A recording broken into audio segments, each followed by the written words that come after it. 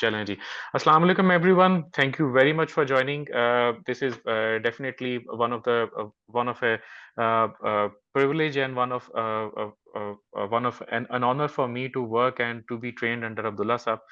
For me, it's kind of like a छोटे भाई बड़े भाई वाला relation है because I worked with the same boss for 9.5 years. So it's something whatever I learned a lot from him. I learned a lot from a couple of other guys उसमें से जो मेरे other जो और department की leadership थी but primarily for the whole 9.5 9 years मेरी appraisal जो है वो अब्दुल्ला साहब ही करते रहे हैं so a lot to learn from him as far as Abdullah Saab is concerned he's mashallah obviously C-suite level person PTCL के अंदर ग्रुप कंप्लीट ग्रुप का ईआरएम को नंबर 1 हेड भी कर रहे हैं इसके अलावा कंप्लीट जो है फाइनेंशियल ऑपरेशनल मैनेजमेंट ऑडिट्स उसको हेड करते हैं वहां पे a very big portfolio and a very big team size as well.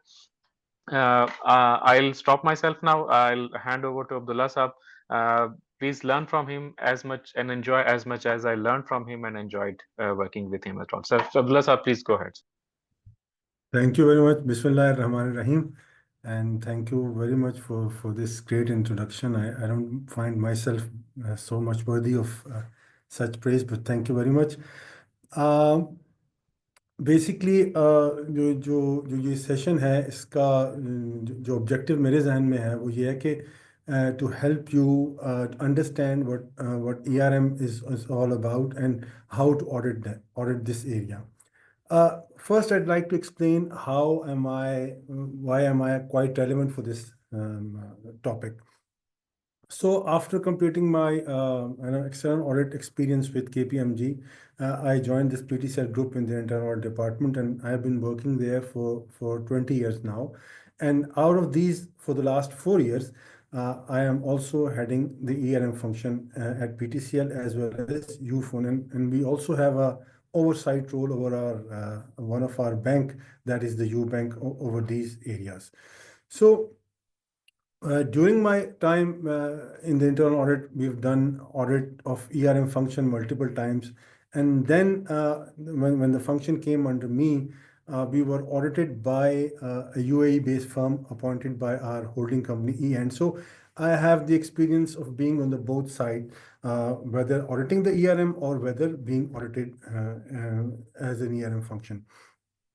And again, what I would like to highlight is that for any auditor to be successful or for any audit to be more effective, you need to have that understanding of the business. So I'll be focusing more on what is ERM, what are its key components, what are the key elements of its program, so that if you better understand the ERM itself, it would be easy for us to audit the same function. And again, if you guys have any questions in the meantime, you can, I don't know if you can do it on chat or voice, but do raise those questions, because if they are timely, I'd like to address them at that spot. And afterward, we have a Q&A session, and I'll be open for your questions. One thing that, this session I have designed it for a basic or elementary level, just to take it through from the start. So if there are people who are more advanced in careers or more senior, maybe they can have their questions or practical question. I'd like to, or I'll hope I could answer their questions as well.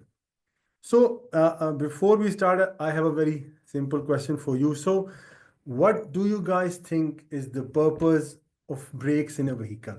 So is it that it would slow you down, or it would help you move faster? So any guesses or any answers? Can we have through voice, or we will have through some chat? So I'd like to hear ji some. Yeah. Ji so the participants can type in the chat अभी Okay, for the okay. time being And जो you है will वो coordinate voice for में me कर because I'm ji ji on screen mode, ji full ji screen mode. so please all the participants up so we are hearing about better control इसके अलावा help move faster भी आ रहा है please if you want we can run a poll here as well if I mean No, let me it's see not a poll अच्छा question, but if अच्छा someone has said that better control or breaks, so that's ठीक है that's the context I would like to set, because ठीक है the purpose of the break is so it actually ultimately. Ji, so मैं इस पे generally the more frequent answer जो आ रहा है, it's actually help move faster, basically help move faster. Okay, okay. Okay, and because I think I've put the help move faster in the green font, so probably people have guessed it as well. But when you start looking at it, some initially you think that it would slow you down, but you have to reach the destination as well. You not only want to go faster, but you want to reach at the destination safe and sound. So here the role of the brake or risk management comes, because this is also a risk management tool. So it helps you, to reach your destination safely and soundly, and in a faster duration. So just before we start on going on to the details, I'd like to start from the very basic. It's always good to start from the basic with what is risk and what is risk management. So risk is any potential or any possibility of something going bad. It could be an injury or a loss, or any negative outcome of an event that has a probability of being happening. It's not certain, but there is a possibility, and that is called risks. And then what is the risk management? And now this is a more detailed definition by Wikipedia, but it focuses that ERM is risk management is about identifying the risks, evaluating them, and then you need to prioritize your available resources to manage those risks, and how you can most optimally manage the risk with less resources in an economical way, so that you can always minimize the downside of a risk and you capitalize upon or maximize the upside or opportunity that is associated with that risk. But if you come to the definition of ERM by COSO, I really like this definition because it's so comprehensive, and it's highly contextual in nature. इसके अंदर जो यानी culture, capability, practices, ये सब चीज़ें इसके अंदर touch हो रही हैं. And the culture is that fabric और the overarching element of any organization और एनी यूनिट और any process. So ERM is the culture, the capability and practices, and then if they are integrated with the strategy setting as well as the performance, that organization rely on to manage risk in creating, preserving, and realizing value. So it touches upon all the key aspects of the ERM, and when we'll be discussing more and more about the ERM elements, you can always relate back to this definition. So what is the need of having an ERM? So this is a country risk map I've taken from Alliance, which is a leading insurance company of the world. So it categorizes countries based on the risk. So you can see that we are basically in the most risky area, and we are also surrounded by countries that have a highest risk rating, and that is understandably because of the geopolitical or macroeconomic and so much conflicts.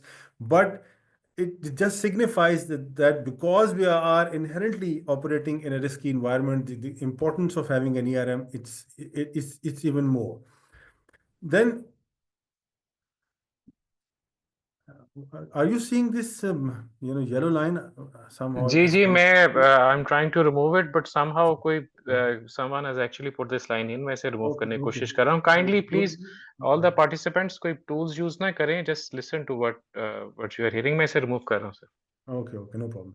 So then I'd like to share with you some corporate failures around the globe where the lack of ERM or weaknesses in the ERM was a leading or contributing cause of that corporate debacle.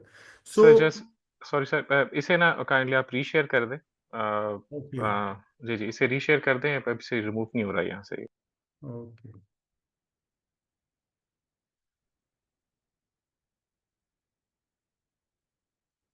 It's a, unshared भी नहीं हो रहा. Yes. नहीं, आप कर सकते हैं इसे. Just press on Stop the. sharing. हाँ Okay, जी, okay. दोबारा रीशेयर कर दीजिएगा. Hmm.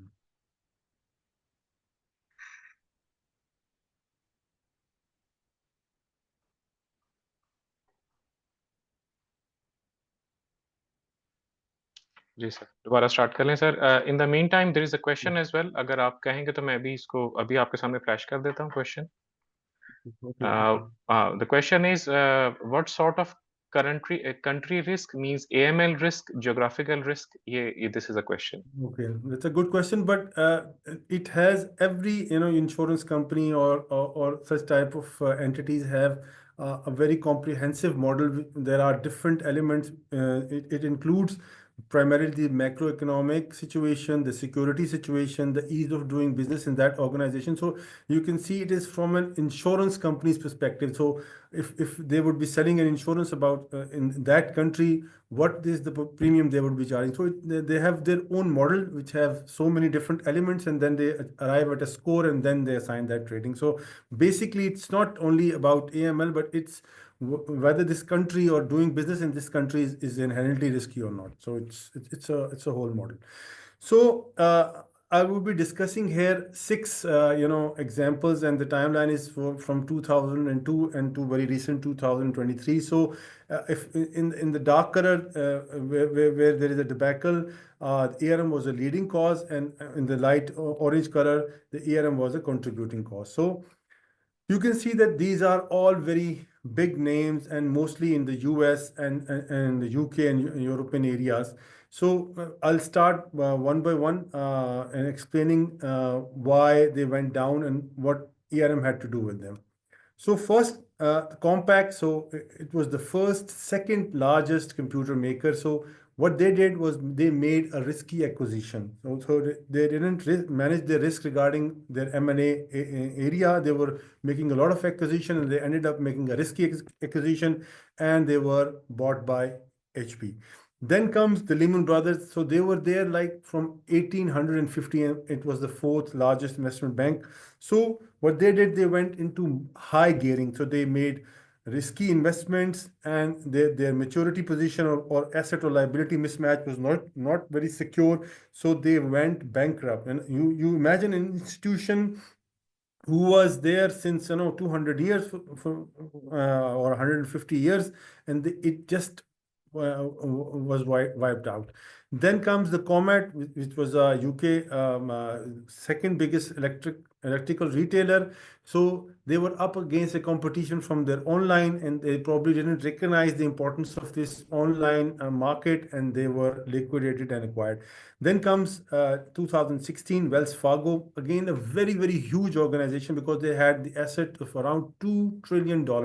They were also there since 1852. So what they did, apparently a very small area, they introduced this KPI to make some cross-selling to their sister companies for some insurance business in addition to the banking. And to achieve that KPI, they started making fake sales, and it went up in creating a huge bubble. And they're still there, but they had to face a lot of huge fines and penalties. Then Kmart, a very renowned brand in the FMCG or the discount retailing industry, and they were unable to manage their very core or main business process risk, that is their inventory tracking. So they had to merge with their competitor Sears. And last but not the least, the Silicon Valley Bank. I think everyone has heard about it. So their chief risk officer position was vacant for more than 8 months. And again, their liquidity management was not good because their assets had a longer maturity, and they wanted to get more profit out of that. And their liabilities had a short position, and this was the second largest bank failure in the US. So now I'd like to share some benefits of ERM from the research, because whenever you introduce this ERM function in your organization, someone would ask why we have an ERM, what's the purpose of what's the benefit it would add. So you might be in a situation to sell this proposition to the stakeholders, and this was the case with us as well, because the earlier department we had, they didn't have any full-time resources. So when the department came to us, we required for three dedicated resources, and we had to do this convincing to the stakeholders. So the first benefit is that it would improve your decision making, because you would have a more holistic view of the risks and the related decision making. So research shows that 77% executives see improvements in decision making because of having an ERM. Then it would definitely increase their operational efficiency, because you would optimize or you would allocate the resources where it matters the most. So ultimately, it is bound to increase your productivity, reduce your losses, and make more profit. So 60% organization realized efficiencies because of having an ERM.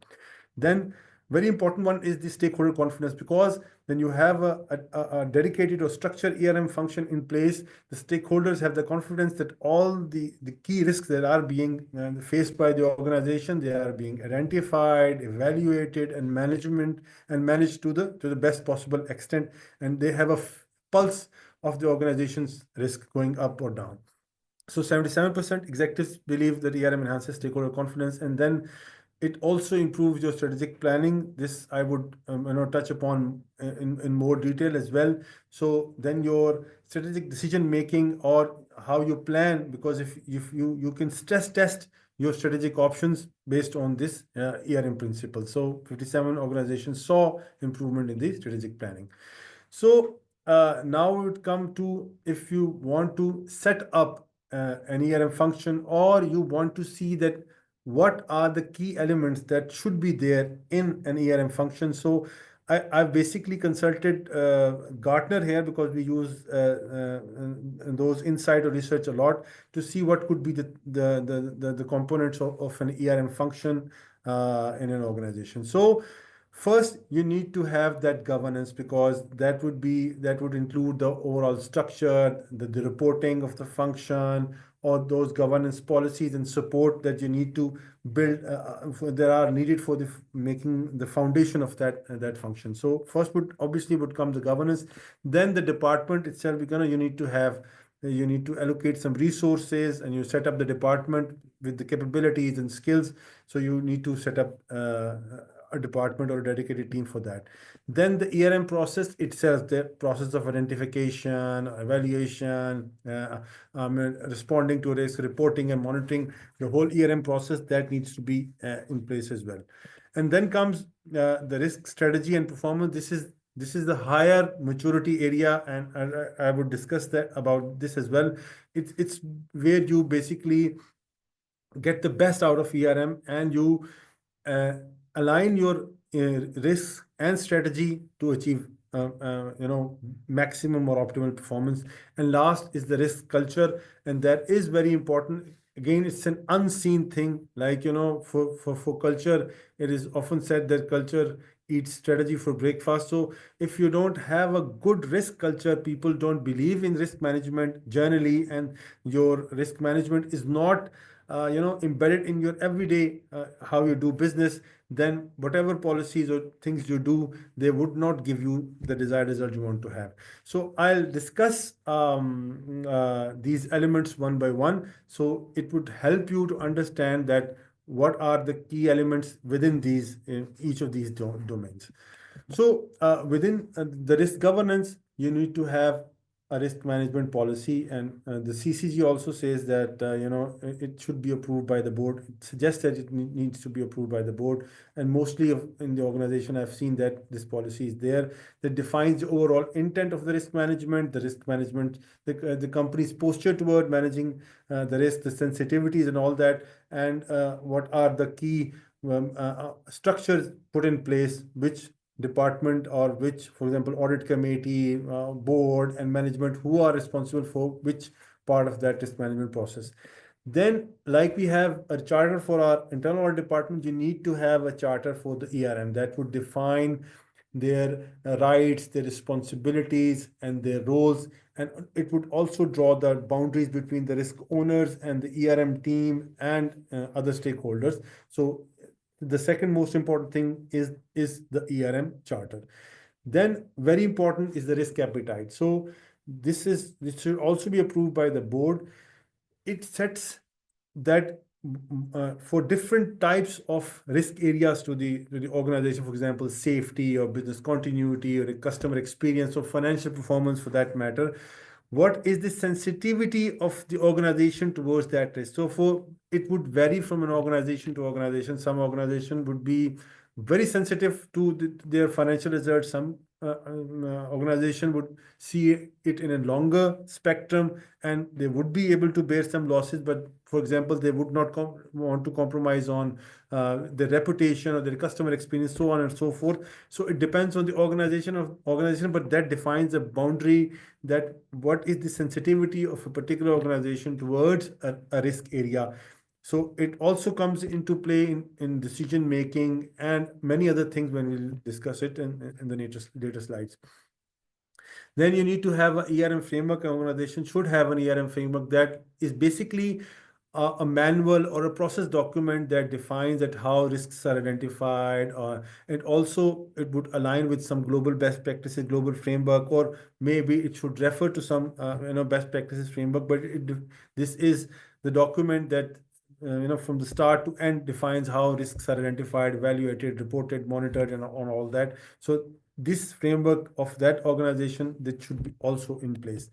Then there should be some forums. For example, one is the management risk committee, the CX level risk committee that has different roles in reviewing the progress of risk management, seeing different quarterly or monthly reportings, and making certain decisions as well. But that's a collective forum of the management side to manage the risk, or even to steer the ERM within the organization, because they are the ultimate owners of risk management in the organization. Then board risk committee, it could be an audit committee. In banking, it is a risk committee.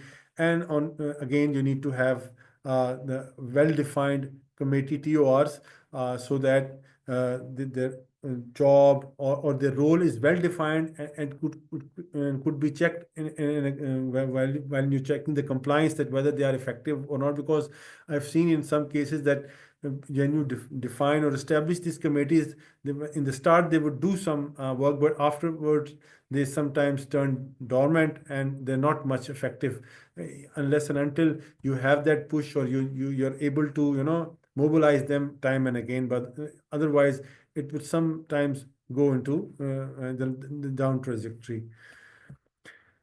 So then, as I discussed, you need to have a staff, you need to have the staffing organization, and you need to have those skills and capabilities, and the well experience, or dedicated team, and having those trainings and capability to perform those ERM functions. And then there should be automated tools ideally, otherwise some tools and resources, so that they're able to perform their assigned roles effectively. Then comes the ERM process itself. So it is, as per the best practices framework, this is a five-step process. So start from the identification of the risk, and then you assess the risk, you rate the risk, see the likelihood and impact of the risk, and then you select risk, what would be your response strategy. Then you need to have a reporting or escalation mechanism in place. And then risk management is all about continually monitoring the trends of the risk, or the strength of the mitigating actions you've put in place. So in the next slide, I'll show you example from our own company, so it will help you understand how it in practice, how does it look like. So in our company, basically we have a 6-step process. So basically the first step we have broken down into two. So I'll explain the key elements of each process, and it will also give you an idea then when you are auditing this area, how would you go about it. So it starts from the context first, because an organization would have an internal as well as an external context. So internal context is about your business objectives or is your strategy. For example, if an organization's objective is to have inorganic growth and going for a lot of mergers and acquisitions, so in that case, the merger and acquisition activity, or the chances of having an unsuccessful or a failing merger and acquisition transaction would be the higher. So this risk would emanate from that particular strategy. From the external side, so there could be some regulatory requirements. Maybe it's a central bank, or it's a telecom regulator, or NOGRA or NAPRA, or something that put some context into your business, that you need to meet those compliance obligations. In order to sustain your license, you need to do certain things. So anything that would hamper you from achieving that compliance or achieving that required status would be a context for you to identify a risk, or would be a risk in itself. Then it also comes from the shareholders or stakeholders, because some shareholders would like to have more and frequent profitability. That would change the whole scenario, how the shareholder looks at your organization. So it's a family-owned business, maybe, then they will be very sensitive to short-term profitability as well. And if it's a multinational company, it wants to get into a country, maybe they would have a very low sensitivity about profitability. Or even if it's a Chinese company, its objective is to ruin the market, so they won't be having any risk about the profitability. And I don't want to name some companies, but this is how they usually behave when they want to invade the country. And then you would identify the risk. So the risk could be internal, emanating from your own processes or business environment, and that could be an external risk as well, because of the actions taken by government or other players. Then and the risk types would come into play. You can have financial, compliance, strategic, and operational risks, and you can use tools and techniques to refine your risk identification and to see the interrelationship of different risks.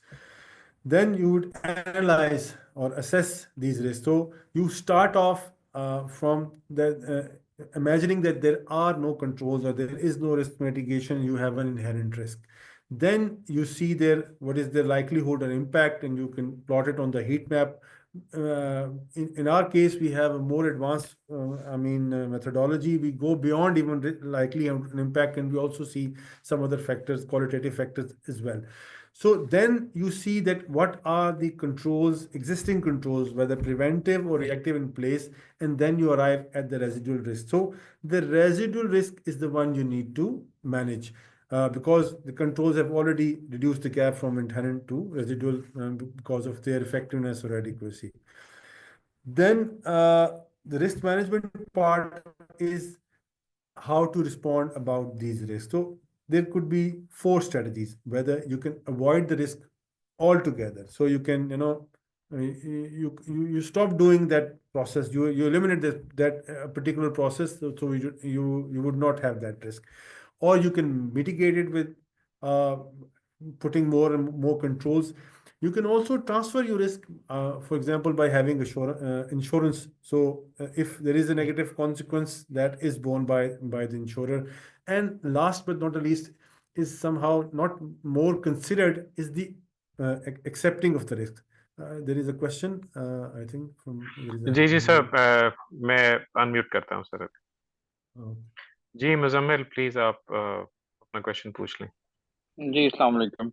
So thank you for this detailed discussion, but just wanted to have a clarity on 2 things. First thing is about the control, since you have mentioned. Can you hear me? Ji ji, you're audible.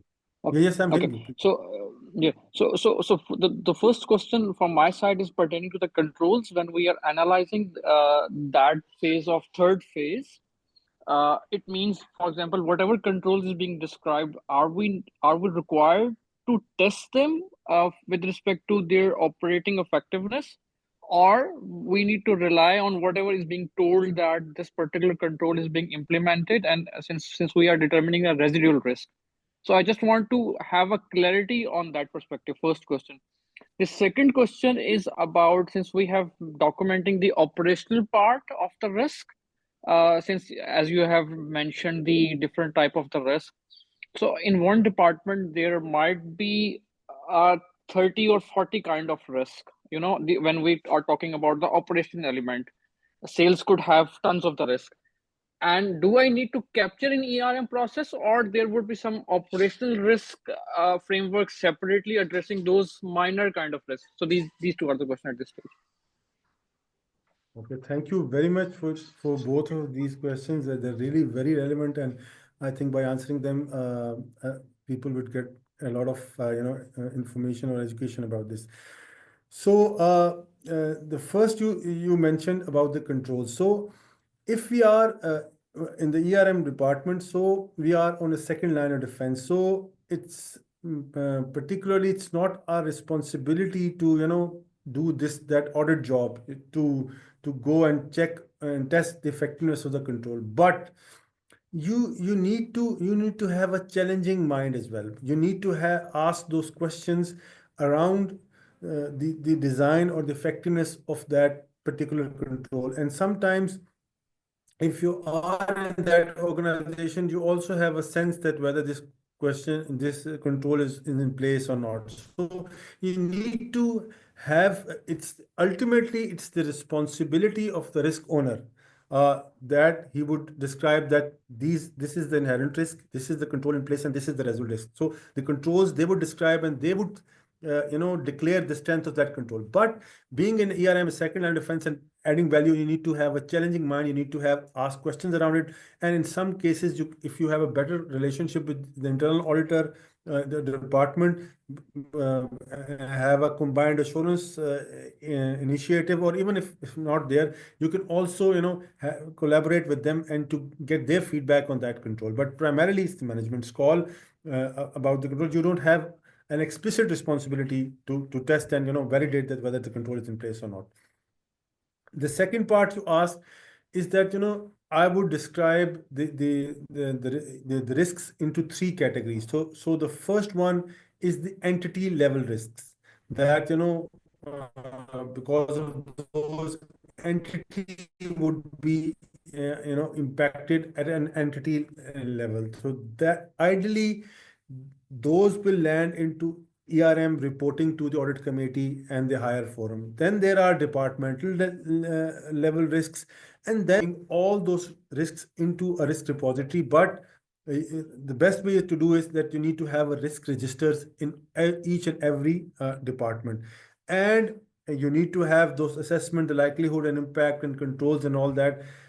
What would land in the audit committee would be the top tier. Whatever risk that makes up to those top 10 or 10 is usually a good number. So you need to present those top 10 risks. The other risks, you need to have that process in place, and there are frameworks also defined for that. But being a short team, you have a short team of 2-3 people, you cannot go into those operational level risks. So it would be best that you focus on those entity level risks. I hope I'm able to answer the question. So again, as you were asking, it's Sir, एक when you second. have a reporting. There's a question from the chat as well. कि difference between residual and inherent risk भी explain कर दें. आपने Okay, explain किया है, but इसे दोबारा करें. ओके मैं इसको दोबारा बताता हूँ. देखिए, इनहेरेंट रिस्क जैसे नाम से ही जाहिर है कि इनहेरेंट रिस्क में आपको एक वक्त के लिए ये दिमाग को बंद करना होता है कि एक चीज़ में कोई कंट्रोल हमने लगाया ही नहीं है. अगर कोई भी कंट्रोल ना हो तो इस चीज़ का क्या रिस्क है कि ओवर पेमेंट हो सकती है, कि ऑर्गेनाइजेशन 100 रुपीज़ की इनवाइस को जो है ना 150 में पे कर देगी. अब आप देखते हैं कि ये रिस्क आपका आ गया, ये इनहेरेंट रिस्क है. फिर आप देखते हैं that we have a four-way matching, we have a segregation of duties. एक बंदा इनवाइस सबमिट करता है, दूसरा इसको चेक करता है, तीसरा उसको पे करता है, फिर बैंक रिकंसिलेशन होती है एंड ऑल दैट. हमारे पास ERP सिस्टम है. ये कंट्रोल्स आप देखते हैं. उसके बाद फिर आप कहते हैं कि अब क्या रिस्क है कि ओवर पेमेंट हो सकती है. तो हो सकता है वो रिस्क काफ़ी ज़्यादा रिड्यूस हो जाए क्योंकि हमारे पास इतने रिस्क हैं. इसको इनहेरेंट रिस्क को ग्रॉस रिस्क भी कहते हैं और रेजिडुअल को नेट रिस्क भी कहते हैं, क्योंकि ग्रॉस का मतलब होता है कि जब आप फुल एक दफा रिस्क को इमेजिन कर लें ताकि अपना माइंड अपना होराइजन स्क्वीज ना करें. पहले ही कंट्रोल्स को जहन में ले आएंगे तो अब रिस्क को इमेजिन ही नहीं कर सकेंगे. तो you need to first imagine the risk at the gross level, then you need to see what are the control. Obviously control, बगैर कंट्रोल्स शायद ही कोई प्रोसेस होता है जिसमें कोई कंट्रोल नहीं लगाता हो. तो कंट्रोल स्टैंडर्ड कंट्रोल लगते हैं, फिर उनको आप असेस करते हैं and then you arrive at the residual risk, and that makes sense. Now you need to manage this risk to make it even less. So as I was explaining the reporting part, so you need to have it's not there in every organization, but in banking sector, mature organization, you have a departmental risk register where you have a repository of all those risks. And the top risks end up in the ERM reporting to the board and audit committee. Then you would have an ERMC, an enterprise risk management committee, then audit committee. You would have a defined frequency, for example, a quarterly reporting, and then there are some escalation mechanism that if a certain risks breaches a threshold, what should be done if it's a critical risk and it has breached the threshold, even within those intermediate period where reporting is not due, you need to report and you need to tell someone. आप बैठे नहीं रह सकते कि यार अभी तो अगले क्वार्टर में बताएंगे ये उनको. ERM is all about everyday business and taking action on the risks or managing at that time, not waiting. Reporting is just another part of it. Then there are two main elements how to you monitor the risk management. So number one is what are the risk mitigation plans you've decided that how this is how we would be mitigating our risk. You need to, so for ERM you need to track those and to see whether they are properly implemented or close within that the defined timelines. And then there is very important aspect called KRIs, the key risk indicators. So these basically are the key statistics or key ratios that tell you where the risk is going. For example, liquidity ratios or churn rates in telecom, customer happiness index. So there can be so many. So you need to have a list of KRIs against each risk. So when you every quarter or every month you get the latest number, you know that whether my risk is increasing or decreasing. So it will tell you the direction of the risk. So they are very important part of the risk monitoring mechanism. So while we stay on this slide, there is a question for Sadia इनकी तरफ से है capping of amount for particular task like 1 lakh limit for petty cash. I guess इनका सवाल यही है कि जो है ना वो amounts cap कर दी जाएं तो वो भी एक control की form में आया इसको consider किया जा सकता है. I guess this is a question. Yes, that's because you're mitigating the risk and you're putting a limit. अब इसके अंदर जो मिसअप्रोप्रिएशन हो सकती है वो तो फिर भी हो सकती है, लेकिन उससे ज्यादा नहीं हो सकती. तो आपने रिस्क को रिड्यूस कर लिया by putting a limit on that. अच्छा, then comes a very important part, and this is the top of the maturity ladder. Ultimate objective of having an ERM is you become relevant in the strategy setting of the organization. When a strategy is being set and your strategic options are being evaluated, here comes that the risk management, the ERM, that what are the risks that we are not able to achieve those strategic objectives and what are the mitigating actions in place. So 2 or 3 things that enable this alignment of risk strategy and performance is you need to operationalize the risk appetite. What it means, आप कोई decision ले रहे हैं, आपने देखना है कि मेरी risk appetite इस बारे में मुझे क्या guide करती है. For example, if an organization says that we are very very sensitive about the health and safety of our employees, तो कोई ऐसी ट्रांजैक्शन या कोई ऐसी चीज़ आप नहीं कर सकते जिससे आपकी जो सेफ्टी का रिस्क है वो बढ़ सकेगा. वो आपके लिए नोन होगा. और depends on the organization to organization. So you need to embed the risk appetite into deciding what to do. Similar to if you have a ESG risk appetite और ESG पे आपने स्टैंड लिया हुआ है, तो फिर जो जितने भी बिजनेस डिसीजन होंगे वो उसी चीज़ के अगेंस्ट गवर्न हो रहे होंगे कि ये चीज़ हम कर सकते हैं या हम नहीं कर सकते. ये रिस्क एपेटाइट डिफाइन करती है.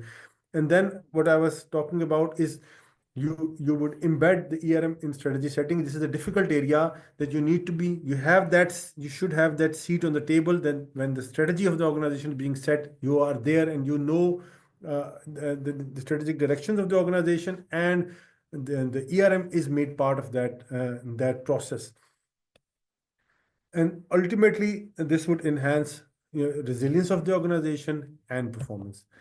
So the last is the risk culture. So the first thing is risk awareness. So होता क्या है कि organizations में बाज़ औक़ात जो ERM है, which is restricted to the senior management board and all that, the other classes of employees they're not aware of risk management, ERM and all that. But to achieve a higher maturity, you need that every employee is aware of the key principles of the risk management, and about the risk appetite of the organization. So this can be achieved from trainings, from intelligent messages through SMS, through bulletins, and even having a road shows, or in I think in November, worldwide, it is celebrated at the Risk Awareness Week. There is a day. So some organizations in our company, it happens that we celebrate Risk Awareness Week. So you set up stalls, and your management comes to a certain floor, and they sign pledges. So more and more people are aware of risk management. So to boost that culture, you need to have a higher level of awareness. Then you need to have that accountability and ownership as well, that people are aware that who is responsible for to managing a certain risk, and if that risk is not properly managed, they would be held accountable. And if they are, then their defined ownership in the organization, your ERM function would improve. Overall risk management in the organization would improve, because it will be linked to their own performance as well. And again, the risk management skills, it should be part of the employee onboarding. And now I'm talking about very high maturity areas. So it should be part of the onboarding process or the onboarding pack of the employees. So everybody should have a basic level of risk management in the organization. So this is a very interesting slide I just found. I was looking at in Gartner, and I found it today. So it is very relevant that when you start establishing in ERM in an organization, you do have a lot of quick wins. So it's easy. You set the policies, and your stakeholders start getting some report on the ERM. So it looks very good, and they would appreciate you for that area. And it's all happy situation at that time. But when you reach here, the inflection point, now it's a very important conjuncture, and we are facing the same situation as well. Now, the organization, actually, where you would like to go is that you would like to make it as a strategic asset. So you would like to integrate ERM with the strategy setting process. आपको वो कहेंगे strategy से आपका क्या काम है यार, आप अपना जाके काम करें, मुझे रिस्क हमने आपको बताए, मैं उनके ऊपर रिपोर्टिंग कर लें, स्ट्रेटजी के बारे में हमसे क्यों पूछ रहे हैं, स्ट्रेटजी जो सीक्रेट होती है, ये होती है। तो अगर ERM को स्ट्रेटजी का नहीं पता, तो वो कर क्या रही है वहां पे, मतलब वो फिर कोई बहुत ही ऑपरेशनल काम कर रही होगी, और उस सही टाइम पर इन्वॉल्व नहीं है, तो उसका फायदा नहीं है। अगेन, तो उसके अंदर आपकी कंट्रीब्यूशन होनी चाहिए उसके अंदर के how the organisation deciding the strategic options, और उसमें आपकी इनपुट, आपकी वैल्यू क्या है, and the pressures or the organization by inertia and all that, they would try to bring you down. और उसमें क्या होगा कि आप एक चेक द बॉक्स बन जाएंगे, और रिस्क ओनर्स आपके साथ मोर इन्फॉर्मेशन शेयर नहीं करेंगे. They would have more information with them around that risk, and they would like to share that with the management on their own, but they would not like to share it with the ERM team, because ERM team will get ahead of them. So this is a natural resistance we see, but we need to be mindful of that inflection point, that this is the point where we want to go up, and other things would try to pull us down. So we need to manage this situation by getting more sponsorship, getting more vocal, and to demonstrate the value of ARM over the period to all the stakeholders, so that you have that the position, so you could drive ARM to a strategic destination. जी sir. So there are a few questions यहाँ पर Okay. अभी हैं. जी. So one question is role of ERMG after getting KRI data. ERM committee, ERMC, I guess मेरे ख्याल में he wants to ask. ERMC का क्या रोल होगा जब उसे KRI का डाटा मिल गया? देखिए, KRI डेटा जो है वो एक एलिमेंट है बेसिकली. अगर आप ERMC की बात कर रहे हैं, तो उसके पास आना चाहिए कि एक जिसको हम रिस्क प्रोफाइल या रिस्क की एक रिपोर्टिंग आना चाहिए, जिसकी की कंपोनेंट्स होंगे. इसमें KRI एक कंपोनेंट होगा कि ये रिस्क है, रिस्क को डिस्क्राइब किया गया होगा कि रिस्क ये है, इसकी डायनामिक्स ये, इस वजह से ये रिस्क है, इसका लाइक्लीहुड क्या है, इसका इम्पैक्ट क्या है, और ड्यूरिंग दिस क्वार्टर और ड्यूरिंग दिस मंथ इसके अंदर क्या मेजर कोई अपडेट आई है, रिस्क बढ़ा है, कम हुआ है, हमारा कंपटीशन इंक्रीज हो रहा है, डिक्रीज हो रहा है, फाइनेंशियल परफॉर्मेंस ऊपर जा रही है, नीचे जा रही है। इसके ऊपर जो काउंटर मेजर हमने डिसाइड किया उसकी क्या प्रोग्रेस है, और अगेन केआरआई इसको सपोर्ट कर रहा होगा। उसके बाद ARMC being the owner of all these risk, उसने डिसीजन लेने कि भाई क्या हम ये यूं ही चलने दें या हमें अपने कोई जो मेजर है उसमें कुछ चेंज करने की ज़रूरत है, we need to introduce some new measure. तो यानी वो जो एक्चुअली रिस्क मैनेजमेंट का डिसीजन लेना है या कोई स्ट्रेटजी को चेंज करना है उस रिस्क के ऊपर, वो इस सारी इंफॉर्मेशन के बेस के ऊपर होगा। ये इसी मकसद के लिए होगा कि हम आपको एक कोलेट करके इंफॉर्मेशन एक स्ट्रक्चर्ड फॉर्म में प्रेजेंट कर दी इस इशू के ऊपर। For example health and safety का रिस्क है या रेगुलेटरी कंप्लायंस का रिस्क है। तो अब बाद सिचुएशंस में ऐसा होता है कि रेगुलेटरी कंप्लायंस जो है वो बिजनेस के ऑब्जेक्टिव या कमर्शियल सेंस से कोलाइड कर रही होती है। अगर आप रेगुलेटरी कंप्लायंस करेंगे तो आपको लॉस हो रहा है, वो आपको कह रहा है कि आप ऐसी जगह पे साइट लगाएं जहां पे आपको प्रॉफिट नहीं मिल रहा, वो कहता नहीं आप लगाएं। तो आपने बात ये भी देखना होता है कि उसको मुझे नॉट कंप्लाई करने की कॉन्सिक्वेंसेस क्या है, मुझे इतनी पेनल्टी पड़ जाएगी, और उसका मैं किसी सही जगह पे वो साइट लगा लूंगा तो मुझे कितना पैसे मिलेंगे, तो क्या मैं बर्दाश्त कर लूँ पेनल्टी, यानी ये इतनी नॉन कंप्लायंस में क्या मुझे पेनल्टी बर्दाश्त कर देनी चाहिए या नहीं, फिर मुझे चेंज करना चाहिए। तो इस तरह के भी जो डिसीजन है, जाहिर है आप ईआरएम तो नहीं ले सकेगा कोई और, ये मैनेजमेंट नहीं लेना होता है, और इसी मकसद के लिए ये होता है। आई जी होप। सर, सो इसके बाद sir there is another question, what benefits can we get by introducing risk velocity, वो स्पीड ऑफ जो है ना रिस्क वगैरह से रिलेटेड, अगर उसे हम अपनी मेथोडोलॉजी में ऐड करें। अच्छा अच्छा, रिस्क वेलोसिटी थोड़ा सा एडवांस कॉन्सेप्ट है, वो यहाँ यूज़ हो रहा है, हम लोग भी इसको खैर यूज़ कर रहे हैं। वो बेसिकली टाइम टू इम्पैक्ट बताता है कि फर्दर इंफॉर्मेशन है बेसिकली वो लाइकलीहुड के ऊपर, कि लाइकलीहुड तो एक चीज़ है बट वो कितने टाइम में आपको हिट करेगी। तो obviously there are certain risk, जब आप क्या यार मेच्योर होती है वो ज़्यादा अमर्जिंग रिस्क जो हैं और फ्यूचरिस्टिक रिस्क हैं उनको भी क्या कहते हैं यानी अपने डैशबोर्ड के अंदर लाना शुरू करता है कि ये रिस्क भी हमें 2 साल बाद आ सकता है, 1 साल बाद आ सकता है, अभी तो नहीं है लेकिन आइंदा आ सकता है। तो आप अपने रेडार पे उसको ले आते हैं।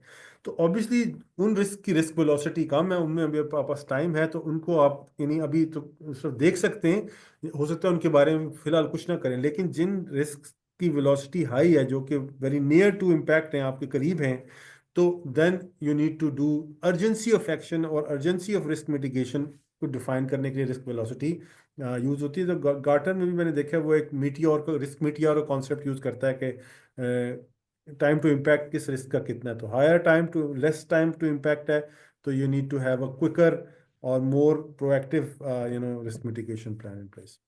जी सर, सो अनदर क्वेश्चन जो है वो कपल ऑफ क्वेश्चन अभी करेंगे या बाद में कर लें? अभी कर लें या बाद अभी कर लें, में? अभी कर लें, मैं चलें ठीक है। सो क्वेश्चन इज बेसिकली कि अगर रिस्क रजिस्टर ना हो, अपडेटेड पॉलिसीज कंट्रोल्स जो कि ऑर्गेनाइजेशन में है वो एग्जिस्ट ना करते हो, तो क्या इंटरनल ऑडिट के लिए ठीक है कि वो एक कंट्रोल सेल्फ असेसमेंट चेकलिस्ट बनाए पिछले ऑडिट्स की बेस के ऊपर और उसको अपकमिंग इंटरनल ऑडिट्स में इस्तेमाल करे? हाँ, अब बेसिकली यानी कंट्रोल सेल्फ असेसमेंट जो है ना वो बड़ी रिलेटिव सी एक चीज़ है। अगर आपकी ऑर्गेनाइजेशन सीधा बताऊं अगर सच बोलती है तो फिर तो आपको कंट्रोल सेल्फ असेसमेंट का कोई फ़ायदा होगा, और अगर वो अपनी पोजीशन को अच्छा ही दिखाना चाहेंगे तो शायद आपके लिए वो इतना यूज़फुल नहीं होगा। तो बाज़ औक़ात ये इसका फ़ायदा होता है कि आप एक मैनेजमेंट का व्यू आपके सामने आ जाता है। लेकिन इन दैट केस आपको क्लासिकल तरीके से ही चलना पड़ेगा कि पहले आपको अपनी रिस्क असेसमेंट खुद करनी पड़ेगी। आप हर एरिया में जाते जाएंगे और ये कहते हैं उसको जब ऑडिट कर रहे होंगे तो आपको पता चलता जाएगा कि इसके कंट्रोल्स की हेल्थ क्या है। और ऑब्वियसली जब आप ऑडिट स्टार्ट भी करते हैं तो आप सारे ऑडिट तो नहीं कर सकते, तो आपको रिस्क असेसमेंट करनी ही पड़ेगी ये जानने के लिए कि आपको कौन कौन से एरिया को ऑडिट ज़्यादा करना है, स्ट्रेटेजिक रेलेवेंस किन एरियाज़ की है या फाइनेंशियल इंप्लीकेशन किसकी ज़्यादा है। तो जब ऑडिट आप किसी एरिया का करते जाते हैं तो आप एक रिस्क रजिस्टर ऑटोमेटिकली बना रहे होते हैं, क्योंकि आपके पास रिस्क भी आइडेंटिफाई हो रहे होते हैं, कंट्रोल्स भी आइडेंटिफाई होते हैं, कंट्रोल्स की हेल्थ भी आप चेक कर रहे होते हैं, रिपोर्ट डेविएशन रिपोर्ट कर रहे होते हैं। तो वो सबसे ऑब्जेक्टिव तरीका है कि अपनी आंख से जो आप अपना यानी वो एक रिपोजिटरी डेवलप करें। हमने भी वैसे ऐसे किया था कि ऑर्गेनाइजेशन रिस्क रजिस्टर नहीं था, हमने अपनी जो हमारे रिस्क कंट्रोल मैट्रिक्स है यानी जो ऑडिट प्रोग्राम में जो हम रिस्क आइडेंटिफाई करते हैं, कंट्रोल आइडेंटिफाई करते हैं, उनको चेक करते हैं, उसकी हेल्थ है, उसको हमने ऑर्गेनाइजेशन से शेयर किया कि यार हमारे ख्याल में तो इस एरिया के ये रिस्क हैं और ये कंट्रोल्स हैं, इसको आप फर्दर अपडेट कर लें और उसको इस पर अपनी फीडबैक लें। तो मैं उसमें CSA को इतना हेल्पफुल नहीं समझूंगा, इंटरनल ऑडिट को समझूंगा कि वो ज़्यादा बेहतर है। जी जी, जी। So I would also second as well, यहाँ पे ग्लोबल आईएएस स्टैंडर्ड्स भी जो है ना वो इंटरनल ऑडिट को अलाउ करते हैं कि if risk management information organisation की एग्जिस्ट नहीं करती, तो ऑडिटर्स आर अलाउड, बल्कि वो रेफर भी कर सकते हैं, वो हो भी तभी वो ना रेफर करें तो it's their choice, it's not a hmm. Mandatory process sir. इससे आगे sir there is a question कि ईआरएम ऑनगोइंग है, उसमें रीडिफाइन करता है अकॉर्डिंग टू बिज़नेस की चेंजेस और स्ट्रैटेजी और डायनामिक्स के हिसाब से। क्या फ्रीक्वेंसी होनी चाहिए in our local business to evaluate it ERM के लिए? मैंने ईआरएम को इटसेल्फ एवेल्युएट करने के लिए, यानी ईआरएम कितना अच्छा है। सो आई गेस ईआरएम का पैक जो है वो ईआरएम जिसका जो डैशबोर्ड है वो कितनी फ्रीक्वेंसी से अपडेट होना चाहिए, ईआरएमसी या बोर्ड को कितनी फ्रीक्वेंसी से अपडेट देना चाहिए? वो ज्यादा जो प्रैक्टिस हम देख रहे हैं हमारे ऑर्गेनाइजेशन में भी, वो क्वार्टरली है, क्योंकि क्वार्टरली आपके ऑडिट कमेटी की मीटिंग्स भी हो रही थी। तो quarterly I think it's monthly would be too much, quarterly it's a reasonable time कि जिसके अंदर आप उनको इंफॉर्मेशन को अपडेट कर दें। लेस देन क्वार्टरली जो है ना वो भी सेंस नहीं करता, और more than quarterly would be too delete, क्योंकि जितना इन्वायरमेंट तेजी से चेंज हो रहा होता है, बियॉन्ड क्वार्टर आप नहीं कर सकते मेरे ख्याल में। सो द लास्ट क्वेश्चन यहाँ पे भी है कि अगर if there is no ERM function, तो इंटरनल ऑडिट कैसे आइडेंटिफाई कर सकता है स्ट्रेटजी रिलेटेड रिस्क्स, ओनरशिप कैसे एस्टेब्लिश हो सकती है, स्पेशली कि जब बिजनेस मॉडल जो है ना वो आईटी सॉल्यूशंस और आईटी रिलेटेड इन्वेस्टमेंट से ड्राइव हो रहा है? Okay okay. In that case जो है, यानी जितने भी ये 3 लाइन्स ऑफ डिफेंस के फंक्शन है, सेकंड लाइन है, थर्ड लाइन है, उन सबको स्ट्रेटजी की विजिबिलिटी होना बहुत ज़रूरी है। और मुझे पता है कि ये विजिबिलिटी हासिल करना जो है ये मुश्किल होता है। बाज़ ऑर्गेनाइजेशन में फॉर्मल स्ट्रेटजी डॉक्यूमेंट ही नहीं बनाया हुआ होता, उन्होंने, उनके दिमागों में स्ट्रेटजी होती है, वो कहते हैं हमें पता है हमने ऐसे करना है वैसे करना है। आप थोड़ा सा अंदाज़ा भी लगा सकते हैं कि ये और मेरी ऑर्गेनाइजेशन की strategy, but if there is a strategy document you need to get hold of that। और स्ट्रेटजी में कोई भी डिसीजन वो लेंगे तो ऑटोमेटिकली क्या कहते हैं आप, वो आपके सामने एक बिजनेस प्रोसेस की तरह चीज़ बन जाती है कि यार ये काम करना चाहती है ऑर्गेनाइजेशन, ये जो है ना एक्सपैंड करना चाहती है, ये नेटवर्क बिछाना चाहती है, और ये जो है ना ये मार्केट शेयर कैप्चर करना चाहती है। तो ऑटोमेटिकली पता लगेगा कि भाई क्या चीज़ हो सकती है जो ऐसे ना करने दे, दूसरा कंपटीशन आ जाएगा, प्राइसेस एकदम से कोई और जो है रेगुलेटर चेंज कर दे, कोई टैक्स लग जाए हमारे ऊपर और हम वाइबल ना रहें। यही सारे रिस्क्स जो हैं उस स्ट्रेटेजिक ऑप्शन के अगेंस्ट आपने देखने की ये रिस्क्स हैं, और फिर उनका इम्पैक्ट देखना है, उनके लाइक्लीहुड देखना है, और उन प्रोसेस को ऑडिट करना है जो कि इंश्योर करते हैं कि यार ये रिस्क्स मैनेज रहें। और अगर स्ट्रेटजी अच्छी बनी है तो उसके अंदर रिस्क असेसमेंट ऑलरेडी उसका पार्ट होगी, कि वो बताएगा कि ये ऑब्जेक्टिव है, अब इसके के अंदर क्या क्या कुछ खराब हो सकता है, ये खराब हो सकता है, इन सब चीज़ों की सेंसिटिविटी कितनी है, अगर इंटरेस्ट रेट हमारा नीचे गिर जाएगा इतना तो हमारा बिजनेस यानी मॉडल में कितना इसका इम्पैक्ट होगा। तो उन्होंने बनाया होगा और उसके आगे वो मिटिगेशन बताएंगे, तभी तो वो डिसाइड करेंगे कि मुझे कौन सा इनमें से ऑप्शन चूज करना है, क्योंकि ये वाला ज़्यादा रिस्की है, इसके अंदर अपसाइड है, तो मैं how would I go about it. तो strategy, to get hold of the strategy is very very important. अगर डॉक्यूमेंट नहीं तो you need to have that discussion with the senior management to understand कि उनकी strategy क्या है, और वहाँ से अपने आप को अलाइन करें, क्योंकि वरना आप जो कुछ भी कर रहे होंगे ना वो वैल्यू ऐड नहीं कर सकता अगर आप स्ट्रेटजी के साथ अलाइन नहीं। जी जी, जी सर, प्लीज़ आई गेस आपने अप्रोप्रिएटली मैं यही पूछना चाह रहा था यहाँ पे कि अगर स्ट्रैटेजी डॉक्यूमेंट ही एग्ज़िस्ट नहीं करता तो फिर obviously then you will have to have discussions, और जी उसमें even if you are doing the risk assessment या ऑब्जेक्टिव्स भी साथ में देख रहे हैं, तो यू विल हैव टू जो है ना शेयर देम या एस्टैब्लिश द क्राइटेरिया, सारी चीज़ें शेयर करनी है।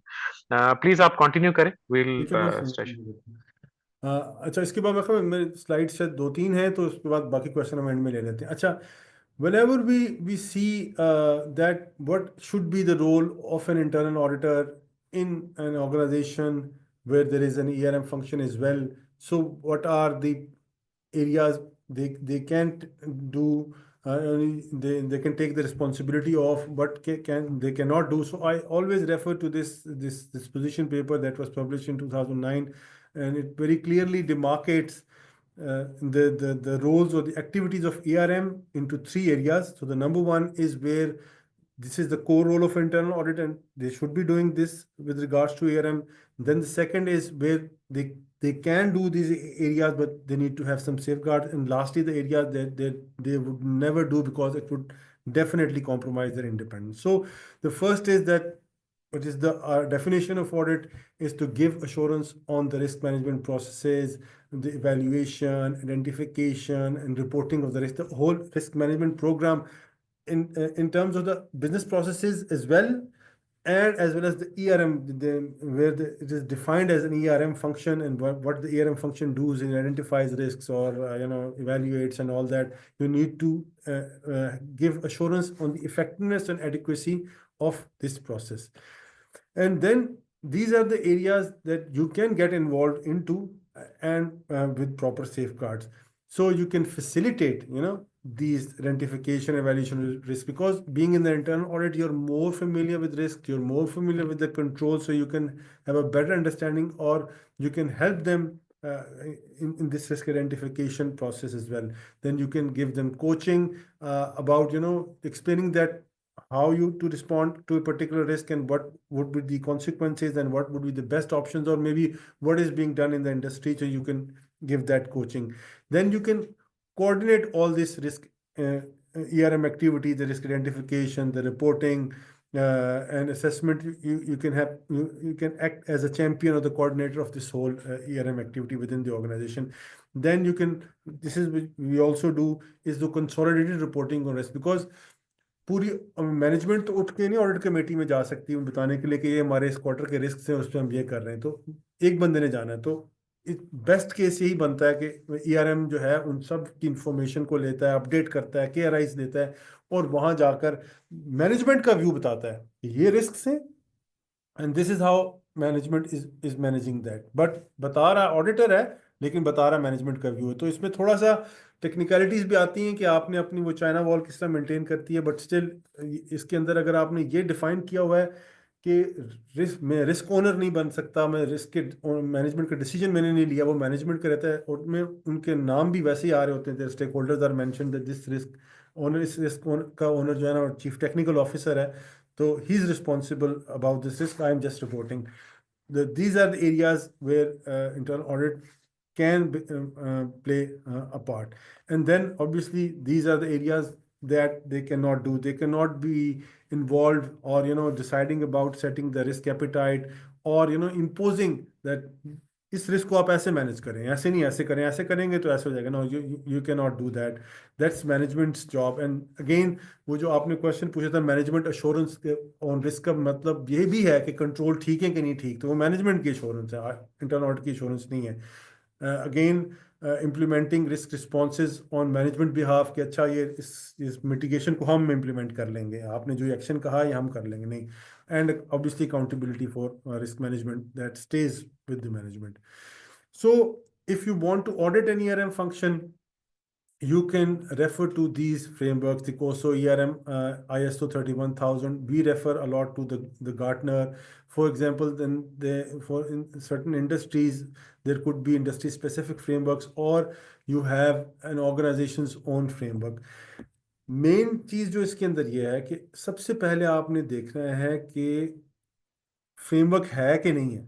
ऑर्गेनाइजेशन में अगर फ्रेमवर्क नहीं है तो जो आपने भी साथ उसको मेच्योरिटी के साथ लेके जाना है। पहली दफ़ा ही आपने सारी चीज़ें बता दी तो वो एक नो चीज़ बन जाएगी कि इसमें तो कुछ हो नहीं सकता।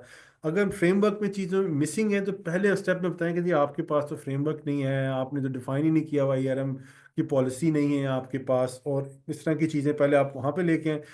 When we have a framework, then you need to see कि बेस्ट प्रैक्टिसेस के साथ वो अलाइंड है कि नहीं, उसमें अगर कोई गैप है तो फिर वो आइडेंटिफाई करें, और फिर then you have a framework, you need to check its compliance.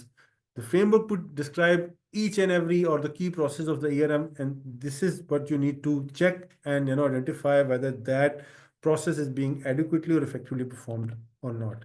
So this comes to the end of my presentation, and now we can take the remainder of the questions, please. Ji, so thank you very much, sir. The audience, they can unmute themselves and ask the questions. आप screen unshare कर दें बेशक sir. फिर वरना मैं chat से पूछ लेता हूँ। So we have one question of the chat. The question is if we initiate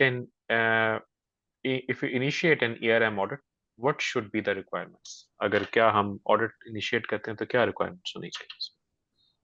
requirements मतलब जो हमें क्लाइंट से पूछनी है, मेरे ख्याल में उसकी बात हो रही है, या क्या I कहते guess हैं? I guess what the question is कि जब initiate करते हैं ERM audit तो उसकी scoping क्या होनी चाहिए? What should be the scope areas? हाँ, scoping क्या होनी? जैसे कि मैंने आपको बताया, आप इसके अंदर पहले कुछ फ्रेमवर्क्स को कंसल्ट कर लें, यानी कोसो की ERM को देख लें, गार्टनर अगर आपके पास अवेलेबल है उसमें देख लें, उसमें जो की एलिमेंट्स हैं जो मैंने अभी डिस्कस किए हैं। तो फॉर एग्जांपल सबसे पहले आप देखेंगे वही गवर्नेंस, आप पॉलिसीज फ्रेमवर्क्स उनके बारे में पूछेंगे। उसके बाद then you come to the department, तो आपको वो डिपार्टमेंट की जो कैपेबिलिटी साइड है, कितने लोग हैं, क्या उनके प्रोफाइल्स हैं, वो देख रहे होंगे। उसके बाद जो है then you will ask about the risk appetite of the organisation, whether risk appetite है कि नहीं है, वो मांगेंगे आप। और उसके बाद फिर अगर उनकी फ्रेमवर्क है और उसके जो रिपोर्टिंग है, तो आप पिछले 4-5 क्वार्टर्स की रिपोर्टिंग उनसे मांग सकते हैं। और उसके अलावा अगर उनकी कोई मेच्योरिटी असेसमेंट हुई है, कोई असेसमेंट हुई है कोई तो उसमें वो चीज़ें मांग सकते हैं उसके बाद। और इसके अलावा यानी जो कोई भी जो आउटपुट्स हैं रिस्क डिपार्टमेंट की तरफ से, कितनी आउटपुट्स, मतलब जो भी चीज़ें वो बनाते हैं, कोई रिस्क अवेयरनेस करते हैं, कुछ करने, वो सारी मेरे ख्याल में इसी के अंदर ही जो है ना आप स्कोपिंग आपकी हो सकती है। ठीक है। I guess वही from the usual suspects आप पहले governance देख लें उसकी, then the whole risk identification assessment वो process उसका देख लें कैसे चल रहा है। उसकी अगर validation if there is an ERM is basically also validating the risk as well, तो उस process को देख लें। KRIs establish हुए हैं तो वो किसने establish किए, किस level से establish हुए हैं वो देख लें। And eventually the reporting और reporting में again you of all people understand कि वो जब risk की वो deadline लेते हैं और हर दफ़ा एक्शंस जो है ना वो आगे से आगे पुश होते जाते हैं, तो या आपका रिस्क है और आप बहुत सारे एक्शंस ले रहे हैं तो उसकी टारगेट रिस्क है या वो जो उसका जो रिस्क जिस पे आप लाना चाहते हैं वो नहीं आ रहा होता है। तो इन सिनेरियोज़ को ऑडिटर देख सकता है एज़ इन माय असेसमेंट और उसके ऊपर रिपोर्ट भी कर सकता है कि वेदर और नॉट द एक्शंस टेकन और रिकमेंडेड वर रियली वैलिड और नॉट। सर एक क्वेश्चन ये है, is risk management department in ERM same? हाँ, बेसिकली नहीं, अभी थोड़ा सा ये है कि रिस्क मैनेजमेंट जो डिपार्टमेंट है, ईआरएम जो है ना, वो एंटिटी एंटरप्राइज रिस्क मैनेजमेंट है। सो ऑल ऑर्गेनाइजेशन जो है, the whole of the organisation is ERM basically. लेकिन जो ईआरएम रिस्क मैनेजमेंट डिपार्टमेंट आप बीच में इसलिए बनाते हैं कि वो इन सारी एक्टिविटीज़ को कोऑर्डिनेट करने के लिए ज़रूरी होता है। फॉर एग्जांपल 4-5 बंदे बैठे हुए हैं, तो वो क्या कहते हैं, क्रेडिट का रिस्क बैंक में वो डिसाइड तो नहीं कर सकते कि क्रेडिट का रिस्क क्या होगा, ना वो रिस्क को मैनेज कर सकते हैं। वो तो क्रेडिट डिपार्टमेंट बैठा हुआ है, इसके अलावा कमर्शियल ने, ये कंपनी ने बनाया हुआ है कि यार हमारी क्रेडिट अप्रेजल ऐसे होगी वैसे होगी। तो इसी तरह ही बिजनेस कंटिन्यूटी जो है ना, वो CTIU के चीफ टेक्निकल की जिम्मेदारी होगी, सो ऑन और so forth. So risk management department जो है ना, उसका की एक इनेबलर होता है, but ERM it's whole organization basically. Exactly. Obviously, ERM reflects our overall process. Risk management तो एक department है. I mean, वो और भी चीजें. अच्छा, so I'm getting some messages from some people कि मैंने वैसे from the host tools मैंने unmute कर दिया हुआ है. Audience can unmute themselves. लेकिन if anyone wants to ask a question, आप please अपना hand raise कर दें. मुझे पता चल जाएगा and I'll unmute from here as well. Ji, so Muzammil, I guess you're already on mute. आप अपना सवाल पूछें please. Yeah, yeah. Thank you for the great presentation. I mean, a very difficult thing is described in a very simpler manner, and we can easily relatable about what's going on in our organization. What are the things that we need to do? So one thing, for example, my ERM function document a lot of things with respect to monitoring as an ongoing activity rather than specifying some target date of that you need to monitor that particular action at that particular target date, but they have classified them as ongoing. And when we are going to test that ongoing frequency, we are unable to find any solid consolidated evidence in which they think they are defining the frequency of that. So my question at this point of time is how you proposed about keeping the ongoing frequency, and if we can take a leverage of something where we can define hardcore timelines for that. Again, a very pertinent and value-adding question from Muzammil. Issue ये है कि ये management की inclination होती है कि वो ये दिखाना चाह रहे हैं कि we are doing so much in to manage this risk, and there is a tendency that they put practically everything on the risk mitigation list. So the actions, they should be smart and they should be measurable and they should have a timeline. For example, if they say we are monitoring the monthly performance of the company, so this is their job. You cannot observe it. So an action to be smart, it should be repeatable, it should be observable. You can observe that action being taken. जिस वक्त वो हो, for example, एक bank reconciliation statement बन रही है, you can check bank statement for the month of फलाना बनी है, फलाने ने साइन किया है, तो यू कैन चेक. बट वो कह के हम लोग इसको बहुत क्लोज मॉनिटरिंग कर रहे हैं. क्लोज कोऑर्डिनेशन है हमारी जो है ना रेगुलेटर के साथ. अब close coordination with the regulator आप कैसे चेक करेंगे? You can not check. So उसमें वही एक्शंस आने चाहिए कि एक तो रिपीटेबल है, ऑब्जर्वेबल है, और उनकी कोई रिपोर्टिंग भी जनरेट होती है. You can see, you can measure. So हमने इस तरह किया है कि हमने जो है ना इसके दो सेक्शंस बना दिए. कुछ चीज़ों को हमने कंट्रोल्स में डाल दिया कि यार ये तो कंट्रोल्स हैं इस रिस्क को मैनेज करने के लिए, तो कंट्रोल्स हैं जो ऑनगोइंग बेसिस के ऊपर होते रहते हैं. मुख्तलिफ किस्म के कंट्रोल्स हैं. फॉर एग्जांपल मंथली ये होता है, क्वार्टरली ये होता है, वो तो हम हर दफ़ा नहीं देखेंगे. एक्शंस में हम वो चीज़ डालते हैं कि जो अभी फॉर एग्जांपल आपने किसी जगह पे ये कर दिया कि आपने अपनी क्रेडिट लिमिट स्क्वीज कर दी है या आपने क्रेडिट डेज शॉर्टन कर दी है, तो you have taken an action, और वो भी तो जिसका एक उसके ऊपर इम्पैक्ट होगा. तो उसके अंदर हम वो एक्शंस डालते हैं जो कि अभी in respond to that risk management ने कोई एक्शन लिया है, तो definitely that would have an end date. और वो हमेशा उस रिस्क प्रोफाइल में हमेशा नहीं आता रहेगा. फिर वो जब खत्म हो जाएगा फिर चला जाएगा. फिर कोई तो कभी कोई रिस्क एक्शन नहीं भी होगा कि अब मजीद कुछ करने को नहीं है. Controls are already there, but we are not taking any new actions on that risk. So you need to make them crisp, objective, and ideally they should not be more than 2-3 actions in each risk. So if you have 10 actions, it means that वो just अपने आप को वो करने के लिए कर रहे हैं. जी. So we have a ji Muzammil, are you done? आगे हम just one part for that. Ji sure. For example, we are following biannual methodology of presenting to the back, and then there are some significant changes within the risk addition and risk deletion. So although so for example, what's my framework does not address that particular thing, but from the best governance perspective, I mean, either those need to be present or not. How? Just give me some help on this. Okay, so I think the ultimate risk owner is your CEO or even the board itself. So you need to take it up to them that there are so many changes going on, and you can put a case in point and say that, for example, these risks they moved during this period, and it would not be otherwise updated to the stakeholders. So there is a need that we need to have this reporting to the stakeholders in the meantime. So whether you can amend your policies as well, or you can, if the meeting is not being held, maybe you can manage this through circulation. You with the alignment with your CEO, you can have a more frequent circulation or risk reporting. That would take some responsibility off your shoulders as well, because 6 months is I understand it's a longer time to respond or to report on the risks.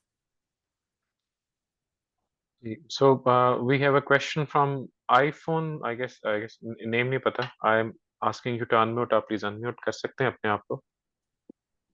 Assalamu alaikum. This is Shakil from Saudi Arabia. Assalamu alaikum. Before I ask my question, Abdullah Sahab, I would like to thank for a very insightful session. Thank you so much, Bilal, for this excellent initiative of knowledge sharing and for reconnecting with the ex-mentor. And I can see Abdullah Sahab and Farhan Sahab and Khalil Sahab are also part of this session. I have a very quick question regarding the assurance that the internal audit has to provide on ERM. I'm not sure about the Pakistan, is there any regulatory requirement that audit has to provide assurance on ERM?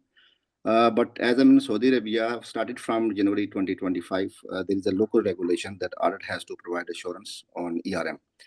So my question is, if internal audit has not conducted a routine audit as part of its annual audit plan, what are some quick and effective approaches we can take to review and provide assurance in such cases? Okay. Thank you very much for your question and your participation as well. इसमें जो best thing मुझे नज़र आती है वो ये है कि वो आप एक मैच्योरिटी असेसमेंट रन कर सकते हैं. सो गार्टनर की बड़ी अच्छी मैच्योरिटी असेसमेंट है जो I understand your part of the E and as well. So E and के अंदर तो लाइसेंसेस सब्सक्रिप्शन ली हुई, हमने भी ली हुई है. तो उसके अंदर बड़े डिफरेंट डोमेन्स के अंदर सेट ऑफ क्वेश्चंस हैं. और फिर जब आप you run that survey, management self assessment हो जाए तो अच्छी है, लेकिन उसको वैलिडेट करने के लिए भी you can have a field survey question and then you can have a follow up discussion कि ये चीज़ कैसे करते हैं, ये कैसे करते हैं. तो वो आपको एक स्कोरिंग भी दे देगा, डोमेन वाइज स्कोरिंग दे देगा, और वो मैच्योरिटी कि वो लेटर्स भी डिफाइन करता है इन डिफरेंट डोमेन्स के. अगर आपने next level of maturity achieve करनी है तो ये क्विक विंस हैं, ये 2-3 चीज़ें आपको करने की ज़रूरत है, ये चीज़ आप कर रहे हैं कि नहीं कर रहे. So the most convenient way is to run a maturity assessment survey, because वो बड़ा कॉम्प्रिहेंसिव है, सारे एस्पेक्ट्स को वो बड़ा अच्छा थॉरली डिस्कस कर लेता है. और हम उसी मैच्योरिटी असेसमेंट को ही लेके चल रहे हैं और ग्रेजुअली उसके ऊपर इम्प्रूव करें. And part of our annual plans के हमने उसमें कितनी improvement, we need to either stay on it और इम्प्रूव आवर मैच्योरिटी असेसमेंट. और उसमें हर दफ़ा उसमें से जो एक्शन आइटम्स आते हैं उनमें से कुछ हमने अपने प्लान में लेने होते हैं कि इस दफ़ा हम ये 3 एरियाज जो हैं इनको हम एड्रेस करेंगे. वो हमारा KPI भी बन जाता है. तो मुझे ये मुनासिब लगता है. ठीक है. So there is a question in अब chats में कुछ question है. There is a question from Miss Mariam के as there are many compliance frameworks like ISO 27001, SOC हैं, SOC, GDPR etc. क्या तमाम frameworks के लिए internal auditing process same रहेगा या different होगा? थोड़ा सा जेनेरिक सा क्वेश्चन है. मतलब बात ये कि framework is something to enable और टू गिव यू कि आपने ना उसको कैसे फेंस कैसे करना है किसी एरिया को, क्या क्या चीज़ें जब. और फ्रेमवर्क आपको वहाँ हेल्प करता है जहाँ योर विद द चैलेंज के how to define which areas I need to review, which I don't need to review. तो वो आपको एलिमेंट्स दे देता है. तो you can always use more than one frameworks as well, but ultimately आपने assurance देनी है और देखना है कि कंट्रोल्स की इफेक्टिवनेस और एडिक्वेसी को देखना है. तो वो आपको हेल्प करेगा कि किन किन एरियाज में कौन से क्वेश्चंस या किन किन एरियाज को आपको देखने की जरूरत है. It helps you conduct your audit more efficiently और मोर थॉरली फॉर दैट मैटर. जी, सो मैंने इन्हें आंसर यही दिया था कि प्रोसेस सेम रहता है इंटरनल ऑडिट का, वो ग्लोबल IAS स्टैंडर्ड से गवर्न होता है. ये जो फ्रेमवर्क्स हैं दे स्कोप या एक्सटेंट ऑफ टेस्टिंग या क्या टेस्ट करना है ये उसमें आपको हेल्प आउट करते हैं या क्राइटेरिया सेटिंग करने के अंदर. आपके लोगों से एक सवाल है, आपके एक साहब का सवाल ये है कि सेकंड और थर्ड लाइन जो है assurance functions, ERM compliance internal audit कैसे कोऑर्डिनेट कर सकते हैं अपनी एफर्ट्स को हाई रिस्क एरियाज में to avoid assurance fatigue and maintain support and engagement from management. Thank you very much for that question. तो ऑब्वियसली इसके लिए मुझे तो कुछ लगता है इसके क्वेश्चन में ही भी आंसर छुपा हुआ है वैसे तो, लेकिन वो ये है कि हम उस पर कुछ काम भी करने की हमने कोशिश भी की है, जो कि बड़ा डिफ़िकल्ट एरिया है. दो कॉन्सेप्ट बड़ा पुराना है लेकिन इसकी एप्लीकेशन भी रेयर है. वो कंबाइंड एश्योरेंस है. तो combined assurance is all about aligning all these third line of defense, second line of defense function आपस में कोलैबोरेट करें और फिर देखें कि कौन सी जगह हम ओवरडू कर रहे हैं, कौन सी जगह हम रुक रहे हैं. बट डिफ़िकल्टी उसमें यह आती है कि वो जो डिपार्टमेंट की इंश्योरेंस फंक्शंस की अपनी ईगोज है ना, they stop from doing this, because उसमें डिफरेंट फियर्स हैं कि हमारी जो इंडिविजुअलिटी है वो उससे कॉम्प्रोमाइज़ हो जाएगी. और फिर उसमें ऑडिट जब होता है तो वो कहते हैं कि ये एक तरह से हमारे अंदर विजिबिलिटी लेना चाह रहे हैं. और एक ये रिस्क होता है कि उनको नज़र आता है कि कहीं हम डाइल्यूट ही ना हो जाएं. यानी कि अगर बहुत ज़्यादा कोलैबोरेट करेंगे तो शायद कम रिसोर्सेज से वो काम हो जाए। तो हर एक ने अपनी अपनी एक मस्जिद बनाई होती है, सबको खतरा लग जाता है। लेकिन इसका बेस्ट वे फॉरवर्ड यही है कि आप कंबाइंड एश्योरेंस का एक फ्रेमवर्क इंप्लीमेंट करें ऑर्गेनाइजेशन में, और सारे एश्योरेंस फंक्शंस बात करें, अपने रिस्क असेसमेंट्स भी शेयर करें, अपनी प्लानिंग शेयर करें, timing of their reviews share करें, और आउटपुट भी शेयर करें, ताकि डुप्लीकेशन अवॉइड की जा सके और कलेक्टिवली आप ज़्यादा रिस्क कवरेज ऑर्गेनाइजेशन की कर सकें। जी सर, सो मैं एक साहब हैं तलाउल बदर, इन्हें अनम्यूट करने के लिए कह रहा हूँ, ये कोई सवाल पूछना चाह रहे हैं आपसे। जी, Islamic sir. वाह, Thank you, Bilal, for this session, and sir, very you can say insightful and articulated session so far. Actually, sir, definitely in different organizations there are separate functions, but in PTCL group we have you can say a convergence where the ERM function is now part, you can say, in the reporting line of the internal audit department. आपने क्या कहते हैं अपनी जो सारी ये जो आपने जर्नी इसमें क्या कहते हैं एआरएम में बताई, उसमें एक one part was that was the culture of the organisation. मेरा question I am asking directly to you in the sense that you are heading a vertical of audit as well, and as a ERM function भी आप head कर रहे हैं उसको. तो culture में how the management perceive you as an ERM professional और an internal audit professional, और वो इस चीज को किस तरीके से आप मैनेज किस तरीके से करेंगे, क्योंकि ये रिस्क होता है कि वो तो इंफॉर्मेशन इंटरनल ऑडिट को काफी मुश्किल से मिल रही होती है, ईआरएम पे तो वो चीज नहीं होती. ठीक है, लेकिन ईआरएम क्योंकि आप ऑडिट को भी हेड कर रहे हैं और ईआरएम को भी, तो आप मैनेज किस तरीके से कल्चर की इस कल्चर गैप को कैसे ब्रिज कर. Very very good question. और ये this challenge remains and it needs to be manage every day in and out. और इसके अंदर जो हमने किया है इसको मैनेज करने के लिए, वो ये कि you need to improve the frequency and the level of engagement with the management, and you need to give them the comfort कि आप इन दो चीज़ों को किस तरह से सेपरेट लेके चलें. उसमें एक बहुत इंपॉर्टेंट बात है कि ऑडिटर की एक टेंडेंसी होती है चीज़ों को कोरिलेट करने की और उसको क्रॉस चेक करने की. तो बहुत सारी सिचुएशंस में ऐसा है कि आपको पास एक ही विजिबिलिटी उस रिस्क के ऊपर ईआरएम से आ रही है, और एक आपको ऑडिट की तरफ से भी आपको पता है विजिबिलिटी, तो तो अब अगर वो आपस में रिकंसाइल नहीं कर रही, तो आप अगर उनसे कहेंगे यार उधर तो आपने ये कहा था, इधर ये कहा था, तो आप गलत कह रहे हैं, तो वहीं से आपकी वैल्यू. आपको उसी चीज़ को बड़े टेक्टफुली करना होगा कि आपने करना होगा. आपको you need to ask some questions कि यार ये जो बात कह रहे हैं इसकी बेसिस क्या है, why are you so comfortable about this, और maybe you can bring this into discussion के ये आई अंडरस्टैंड कि शायद एक ऑडिट हुआ था, उसमें आपने इस चीज़ को इम्प्रूव करने के लिए ये एक्शन प्लान भी दिया हुआ है, ऑलरेडी वर्किंग ऑन इट. तो मेरा ख्याल में बेहतर ये होगा कि वो रिफ्लेक्ट कर लेते हैं हम यहाँ पे, क्योंकि उसको करने के बाद रिस्क ज़्यादा इंप्रूव होगा रादर देन कि अभी तक कोई चीज़ आपने नहीं की. तो जब आप ओवर द पीरियड आप उनके साथ इस तरह से रिलेशनशिप बिल्ड करेंगे और उनको ये बार बार बताएंगे कि ये आपका वर्जन है, ये आपका वर्जन हम वहाँ पे प्रेजेंट करें, दिस इज योर, और मैं आपके बिहाफ पर वहाँ मैनेजमेंट जब वो ऑडिट कमेटी क्वेश्चन पूछेगी कि इस पे यूं क्यों नहीं किया, तो मैंने आपकी जगह पे जवाब करना है, तो आपको मुझे इनेबल भी करना चाहिए. अगर आप सच नहीं बताएंगे वहाँ, तो फिर मैं आपको कैसे डिफेंड कर सकूंगा. तो it's all about relationship building और इनटू एक्सप्लेनिंग योर रोल. तो अल्हम्दुलिल्लाह हमें इंफॉर्मेशन ईआरएम में कई ऐसी आती है, और वी स्टॉप आवरसेल्व्स के हम उसको बहुत ज़्यादा इस तरह से उनको कटहरे में खड़ा नहीं करते. उसके ऊपर we take it through a gradual process के उसको फिर रिफाइन करना शुरू, और अल्टीमेटली वो रिफाइन होना शुरू हो जाती हैं चीज़ें. Thank you sir. So if I would summarize it कि जो है वो you'll have to have that professional skepticism, questioning mindset रखें, लेकिन investigative mindset के साथ ना जाएं ERM के लिए.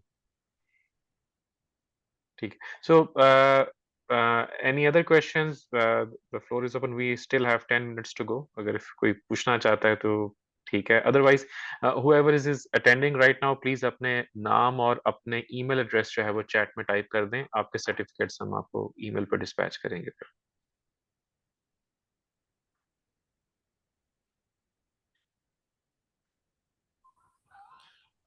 जी, अपना name and email address type कर दीजिएगा इन द चैट विंडो, आपको सर्टिफिकेट देना आसान हो जाएगा हमारे लिए। जी sir, so in the mean time जब हमारे पास ये आ रहे हैं, अ, अ, अगर हम इंटरनल ऑडिट की ईआरएम की रिपोर्ट्स और उससे रिलेटेड जो है वो फॉर एग्जांपल देखें, फॉर कपल ऑफ टाइम्स हमने ये भी चीज़ देखी है कि वी आर रिपोर्टिंग और हम बार-बार ये चीज़ हाइलाइट कर रहे होते हैं, ईआरएम पे रिपोर्ट्स दे रहे होते हैं, उन पे एश्योरेंस दे रहे होते हैं। लेकिन ऑर्गेनाइजेशन के अंदर जो है वो ईआरएम एक्सेप्टेंस नहीं आ रही। ऑर्गेनाइजेशन इसको स्टिल, आपने पहले भी इसको फोकस किया, आई वांट कि आप इसको थोड़ा-सा मज़ीद एम्फसाइज़ करें। ऑर्गेनाइजेशन उसको एक्सेप्ट करने की तरफ नहीं जा रही है, खास तौर पे senior leadership team, sometimes board भी इसको इम्पोर्टेंट नहीं समझ रहा होता, वो इसको एक पेपर वर्क समझ रहे हैं। So what can we do as internal auditors, या जब उसको सपोर्ट करने में either we are running it ourselves और there is an ERM function जो उसे रन कर रहा है, हम कैसे हेल्प या सपोर्ट कर सकते हैं to get ERM to a place जहाँ पे जो है ना वाकई उसको ग्रेट वैल्यू या वैल्यूएबल फंक्शन के तौर पे इसको डेवलप कर सके। What can we do, what measures can we do, क्या किया जा सकता है इसमें? अच्छा, इसके अंदर मल्टीपल इसके एस्पेक्ट्स हैं। अब बात यह है कि आपको ये देखना है कि ईआरएम किसी ऑर्गेनाइजेशन में है तो वो क्यों है। अगर तो किसी जगह पे वो because of just regulatory requirement में है, या वो कई बाज का ग्रुप फंक्शंस में होता है कि ग्रुप कंपनी में उन्होंने कहा इधर भी बनाओ, तो यानी अगर तो वो ज़बरदस्ती उसके अंदर रखा गया है तो फिर उसके अंदर ये चैलेंजेस ज़रूर आएंगे। और अगर वो ऑर्गेनाइजेशन ने खुद से डिसीजन लिया है तो फिर तो यानी ऑडिट कमेटी बोर्ड को आइडली डिसीजन लेना चाहिए कि ईआरएम होना चाहिए, तो फिर तो उनको वैल्यू देंगे तो वो रिसोर्सेज इन्वेस्ट करेंगे। लेकिन ये सिचुएशन ज़्यादातर वहाँ पे आती है जब भी किसी वजह से आ गया और कोई बंदा उसको वैल्यू नहीं दे रहा। उसमें ऑडिट का जो रोल है वो तो यही है कि वो तो ऑडिट करके और गैप्स को आइडेंटिफाई करेगा। लेकिन अगर मैनेजमेंट खुद ही नहीं समझती ईआरएम को इम्पोर्टेंट, तो वो आपका काम नहीं होगा। उसके लिए सबसे बेहतर ये है, वो ईआरएम डिपार्टमेंट के ऊपर सबसे ज़्यादा जिम्मेदारी आती है कि उसको स्पॉन्सरशिप लेनी चाहिए, उसको जाके ये इस्टेब्लिश करना चाहिए। अच्छा, गार्टनर के अंदर बहुत ज़बरदस्त रिसर्च में मैंने देखी है कि वो इस पर भी है कि first 100 days of year head of ERM को क्या करना चाहिए पहले तक। और अगर आपने ऑर्गेनाइजेशन में कन्विंस करना है किसी को कि यार ईआरएम क्यों होना चाहिए, तो उसने प्रेजेंटेशन टेम्पलेट्स बना के दिए हैं, स्टैंडर्ड प्रेजेंटेशन। तो पहले आपको जहाँ पे जाके उस स्टेक होल्डर जो मैटर करता है उसको डिमॉन्स्ट्रेट करना होगा कि not having an ERM and having an ERM से क्या फ़र्क पड़ता है।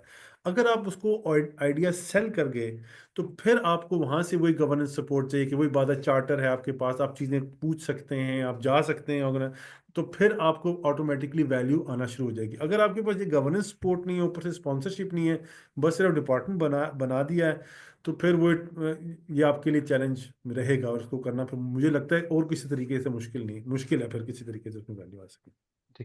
तो इससे कंटिन्यू आगे क्वेश्चन है कि रिस्क एपेटाइट, ऑब्वियसली जो है ना, रिस्क एपेटाइट या रिस्क टॉलरेंस हो गया, these are generally the two terminologies जिसमें यूज होंगी। आपके एपेटाइट क्या है और आपके उसके ओवर एंड अबव आपकी टॉलरेंस क्या है इस पे। What I have seen is कि अगर हम या ऑब्वियसली मुझे ये सवाल भी लोगों ने कुछ ने कहा है कि सेपरेटली पूछा है मुझे कि अगर हम appetite mean there is a management, आप कहते हैं ईआरएम होना चाहिए, ERM function exist, you are there to support and start from the scratch कि कैसे बनाना है। अब वो आपसे पूछ रहे हैं, यू आर द ऑडिटर, कि हमें हेल्प करो कि एपेटाइट कैसे ड्राफ्ट की जाती है। What can be in the appetite tolerance में क्या चीज ड्राफ्ट की जा सकती है। So anything that you can recommend, क्योंकि यस आई नो ये इट्स नॉट, बट अगेन जो है ना वो if you are recommending to set up an ERM on governance etcetera, तो फिर एपेटाइट तो सेट होनी है, और अगर बोर्ड के पास जानी है तो फिर obviously you will have to do something. तो आप क्या रिकमेंड करते हैं, व्हाट शुड बी डन? हाँ, इस ऑब्वियसली बड़ा ये डिफिकल्ट सिचुएशन कि आप इसकी जिम्मेदारी लेना चाहते हैं। ऑब्वियसली आप इसके अंदर आप डिपेंड करता है कि आप कितना अच्छा उनको एक्सप्लेन कर सकते हैं। लेकिन आप you can start with that कि आप वो एरियाज बता सकते हैं कि यार मैं ये समझता हूँ इस ऑर्गेनाइजेशन में ये 8-10 एरियाज हैं जिनमें रिस्क एपेटाइट होनी चाहिए। फॉर एग्जांपल आपकी बिजनेस कंटिन्यूटी के ऊपर, कस्टमर एक्सपीरियंस के ऊपर, क्या कहते हैं, रेगुलेटरी कंप्लायंस के ऊपर, इस इन चीज़ों के ऊपर आपकी कोई एपेटाइट कम्युनिकेट होनी चाहिए कि हमारी क्या एपेटाइट। लेकिन वो क्या होगी, कैसे होगी, अगेन तो आप ये कर सकते हैं कि आप ऐसा डॉक्यूमेंट बना सकते हैं जिसमें आप कहें कि यार सजेस्टेड लिस्ट है कि जी इन एरियाज के ऊपर एपिटाइट को डिफाइन करना चाहिए, इन एरियाज के ऊपर आपको बताना चाहिए मेरी क्या क्या डिफाइन है। उसके बाद आप ये बता सकते हैं कि उसको आप टेस्ट कैसे करेंगे कि यार ये वाला एरिया मेरे लिए इंपॉर्टेंट है कि नहीं। तो आप उसमें बता सकते हैं कि आप देखेंगे क्या ये मेरी स्ट्रेटेजी का ऑब्जेक्टिव है, क्या ये मेरी क्या कहते हैं जो मेरा मेन कोई लाइसेंसिंग एग्रीमेंट है या जो मेरी कंप्लाइंस ऑब्लिगेशन है उसके साथ ये कोइंसाइड करता है। तो दो तीन चीजें आप बता दें कि इस तरफ से आप बता दें कि ये एरिया होने चाहिए, उधर से आप देखेंगे उनमें से किन किन जगहों के साथ कोइंसाइड। तो तब आप इस पे पहुंच जाएंगे कि यार इन एरियाज में हमारी रिस्क एपेटाइट होनी चाहिए। उसके बाद आप ये कर सकते हैं कि आप एक जेनेरिक रिस्क एपेटाइट, जो कि जरूरी नहीं कि वो ऑर्गेनाइजेशन के लिए उतनी इंपॉर्टेंट, वो एक आप जेनेरिक रिस्क एपेटाइट बना के दे सकते हैं कि फॉर एग्जांपल अगर मुझे इस एरिया पे रिस्क एपेटाइट बनानी होगी तो ऑर्गेनाइजेशन क्या किसी भी कैसी लगती है, तो उसमें आप लिख देंगे क्योंकि जो रिस्क एपेटाइट है वो क्वालिटेटिव होता है, टॉलरेंस उसका इंडिकेटर होता है, आप कहते हैं इसको ऐसे मेजर किया। तो आप नंबर्स ना दें, रेंजेस ना दें, लेकिन आप कहेंगे इस तरह की। तो यानी उनको उनके वो क्वेश्चंस को एड्रेस करें कि आपने उनको एक रास्ता कम से कम देना है कि इसके ऊपर अब भाई अब यहाँ से आगे आपने चलना है, लेकिन आप कुछ ना कुछ कर सकते हैं। ठीक है. So we have a question from Tala Saab, then we have a question in the chat as well. Tala Saab, please. जी थैंक यू। अच्छा सर, इसमें extending what Bilal raise the concern regarding the risk appetite, मैं मुझे ये बताएं कि क्या as an internal audit हम we can question the risk appetite defined by the ERM department or not? नहीं, टेक्निकली नहीं कर सकते क्योंकि ईआरएम डिफाइन नहीं करेगा। हम्म, ईआरएम तो उसके अंदर कोई वही बात है, फैसिलिटेटेड का रोल होगा। उसकी जो हम्म, अल्टीमेट जिम्मेदारी है वो बोर्ड ने अप्रूव करनी है, ऑडिट कमेटी भी नहीं, हम्म, बोर्ड ने अप्रूव हम्म, करनी। अब बोर्ड हम्म, ने एक चीज पे कहा है कि यार ये रिस्क मैंने लेना है, तो फॉर एग्जांपल हमारे केस में अगर हम मैक्रो इकोनॉमिक के इस तरह की चीज़ों के ऊपर हमारी रिस्क एपेटाइट हायर है, तो क्योंकि हम्म, पाकिस्तान की अगर आप उसको थोड़ा सा भी नीचे करें तो सेंस ही नहीं बनता, फिर आप यहाँ पे बिजनेस क्यों कर रहे हैं। जो जो भी आपके इतने भी आपको पता है ऑपरेटिंग कॉस्ट के दूसरे तीसरे हम्म, चैलेंजेस हैं या रेगुलेटरी इन्वायरमेंट है उसके हवाले से। हम्म, लेकिन क्योंकि हमने फिर भी बिजनेस करना है, कंटिन्यू करना है, तो हमने हमारी उसमें रेपेटाइट हाइट है हायर है, तो वो सेट की हुई है। तो उसको अगेन कोई भी और चीज़ जो बोर्ड ने की हुई है जिस तरह उसको आप क्वेश्चन नहीं कर सकते, इसी तरह ही हम्म। ये भी उसी में आ जाती है। सर आपने डेफिनेटली राइटली सेड के जी के ईआरएम सजेस्ट करता है, बोर्ड ऑडिट कमेटी को प्रेजेंट करता है और बोर्ड अप्रूव करता है, ठीक है। Hmm. Macro risk you can say, जिसके साथ आपने स्टार्ट में बताया था कि जो कंट्री रिस्क प्रोफाइल है वो उसके साथ ही अलाइन होते हैं।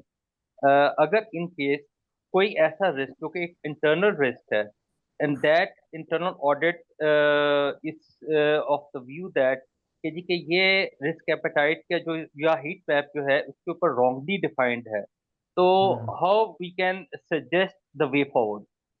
उसमें ज़ाहिर है आपको काम ज़्यादा करना पड़ेगा। उसमें यह है कि फिर आपको ऑडिट कमेटी या बोर्ड में आपको ये चीज़ लेके जाने का, आपको आपको डिमॉन्स्ट्रेट करना पड़ेगा कि जो फैक्ट्स ऑफ द मैटर हैं या जो एक्चुअल सिचुएशन है वो ये है।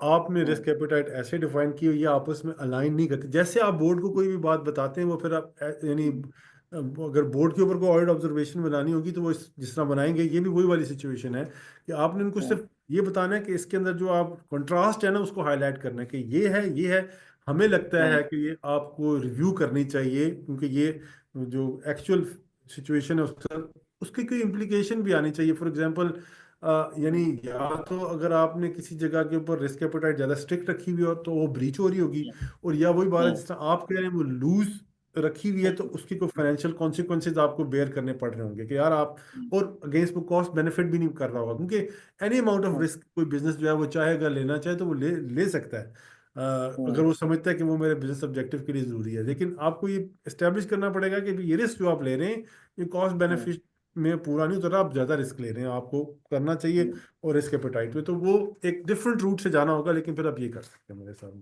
Thank you sir, thank you sir. ठीक है. So sir, there are a couple of questions chat में है. थोड़ा सा ब्रीफ कर दें कि brief some point to prevent organization from cyber security crimes regardless traditional approach of having antivirus and prevention softwares, and ये कि internal audit कैसे identify कर सकता है risks in IT. ये टेक्निकल बेसिकली आईएएस ऑडिट से रिलेटेड क्वेश्चन है. Obviously आप भी आंसर कर दें इसका, मैं भी बता सकता हूँ ऑब्वियसली, प्लीज।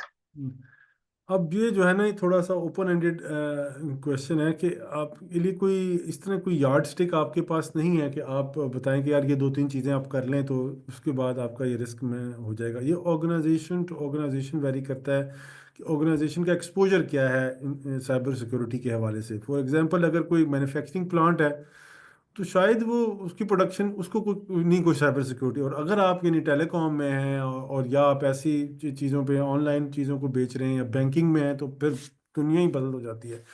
तो आपने ये देखना होता है कि ऐसी ऑर्गेनाइजेशन में जहाँ पर रिस्क ज़्यादा होता है वहाँ पे already chief information security officer होगा या सीटी होगा, इंफॉर्मेशन सिक्योरिटी डिपार्टमेंट होगा। तो उसके आपको मुख्तलिफ उनके एलिमेंट्स देखने होंगे कि यार एक एक चीज़ होती है सिक्योरिटी की पॉलिसीज़ होती हैं, एक उसके बाद सिक्योरिटी का इंफ्रास्ट्रक्चर होता है कि फायर वॉल्स हैं आपके पास, वो एंटीवायरस लगा हुआ है, और इसके अलावा साइम है, पता नहीं इंसिडेंट मैनेजमेंट के टूल्स हैं, बहुत सारी चीज़ें। आप एक पूरा फेंस बनाते हैं, उस लेयर्स ऑफ वो लगाते हैं, इंट्रानेट और ऑल दैट सारा कुछ।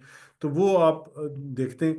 तो वो सारी चीज़ें डिफाइन करती हैं कि ऑर्गेनाइजेशन इस ऑर्गेनाइजेशन के लिए किस किस लेवल की साइबर सिक्योरिटी ज़रूरी है। तो फिर उसी का ही बेसिकली आपने उसकी इफेक्टिवनेस का ऑडिट करना है। और वही बात है, अगेन ये हम लफ्ज़ बड़े कैजुअली यूज़ कर लेते हैं लेकिन ये बहुत बड़ी बड़ी दुनियाएं हैं। एक adequacy of something and effectiveness of something, यही सब कुछ है। यानी आपने ये देखना होता है कि एक समझे आप डेप्थ एंड ब्रेड्थ की बात करनी होती है कि यार ये जो कंट्रोल ये जो चीज़ें लगाई हैं ये इन डिज़ाइन के मुताबिक की अप्रोप्रिएट है, इसमें कुछ मजीद ऐड करने की ज़रूरत है कि नहीं करने की ज़रूरत है, तो ये भी देखना है। और फिर जो है उसको देखना कि वो काम भी कर रहा है इंटेंडेड कि नहीं। पता लगे सारी सिक्योरिटी इंफ्रास्ट्रक्चर लगाया हुआ है और उसके अंदर वो बिजनेस रूल्स या वो कन्फिग्रेशनें की नहीं है, वो ट्रैफिक को वो कर ही नहीं रहा, फिल्टर नहीं कर रहा, और लगा हुआ जो टूल लगा हुआ है, टूल लगा हुआ है, तो उसका कोई फायदा नहीं। तो वही इसमें, लेकिन ये तो बहुत टेक्निकल, उसमें फिर आपको एक्सपर्टीज जी भी जी चाहिए। ये शायद इंपॉर्टेंट है कि ये ऑडिट आप फाइनेंशियल ऑडिटर नहीं कर सकते।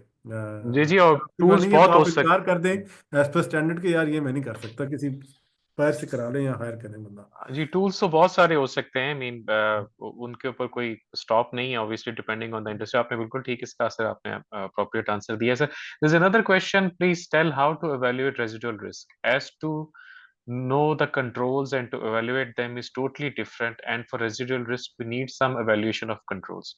Sometime to evaluate the controls we need the respective management monitoring meeting minutes and action plans, which they are not willing to share with audit, as considering it is internal communication. तो क्या best approach है कि residual risk को अपने heat map में incorporate करें एक better internal audit plan बनाने के लिए? ये रेजिडुअल, ये क्वेश्चन एक्जैक्टली ईआरएम से रिलेटेड नहीं है, this is from the internal audit risk assessment I, ये वो वाली अच्छा, इंटरनल ईआरएम में तो ये है कि वो तो मैनेजमेंट की जिम्मेदारी होती है, इंटरनल ऑडिट में तो इंटरनल ऑडिट की जिम्मेदारी है। अब ये बात है कि ये मेरा ख्याल में जब आपके पास ऐसी सिचुएशन है तो ये हो ये रहा है कि मैनेजमेंट जो है ना वो आपका रास्ता लंबा कर रही है, लेकिन पहुंच आप फिर भी जाएंगे वहां पे। अब बात ये है कि जब आप देखते हैं कि यार ये इनहेरेंट रिस्क है और ये कंट्रोल्स है, आप मैनेजमेंट से डिस्कशंस करेंगे, आप कंट्रोल वॉक थ्रूज करेंगे, मुख्तलिफ किस्म की इंफॉर्मेशन को रिव्यू करेंगे अंदाज़ा लगाने के लिए कि ये वो जो कह रहे हैं वो इन इफेक्ट हो भी रहा है कि नहीं हो रहा, जिससे आपका रिजल्ट रिस्क बनेगा। अब अगर किसी सिचुएशन में वो आपको नहीं वो इंफॉर्मेशन दे रहे, तो अगर आपको वो ऑडिट करने दे रहे हैं तो फिर आप मजबूरी है, अब आप खुद से कंप्लाइंस टेस्टिंग करें, ऑडिट करें और देखें उन कंट्रोल्स को कि जिस तरह होता है कि पहले आप कंप्लाइंस टेस्टिंग करते हैं, कंट्रोल टेस्टिंग करते हैं, फिर आप सब्सटेंटिव में जाते हैं। तो कंट्रोल्स को फिर खुद टेस्ट करें, उसी वॉक थ्रू से कंट्रोल्स को आइडेंटिफाई भी खुद करें, टेस्ट करें, तो आपको पता चल जाएगा कि कंट्रोल्स कितनी स्ट्रेंथ की, और फिर रिजल्ट निकल आएगा। बिल्कुल ठीक है। I guess there are no further questions. If there is any question, कोई ऑडियंस में से कोई सवाल पूछना चाहता है तो ठीक है, otherwise the time is already up. चलें ठीक है। I guess there are no further question sir. Thank you so much, आपने टाइम दिया। Thank you so much to everyone who joined. Abdullah sahab, आपने सेपरेटली इसके लिए वक्त निकाला। I do understand it takes a lot of time to prepare a presentation, to summarise a concept. बेशक आप regularly वो काम कर रहे हो, तो still you have to prepare something, और तब भी आपको थोड़ा सा प्रिपेयर ऑडियंस के लिए सवाल भी रेडी भी होना पड़ता है, क्वेश्चंस भी बनाने पड़ते हैं। Thank you very much sir. और थैंक Pleasure is all हाँ mine. Thank you for all जज़ाकल्लाह, थैंक यू discussion. जी, थैंक यू टू एवरीवन और विद इन अ वीक इंशाल्लाह आपको सर्टिफिकेट्स आपके मिल भी जाएंगे। Thank you sir, thank you so much. Thank you very much.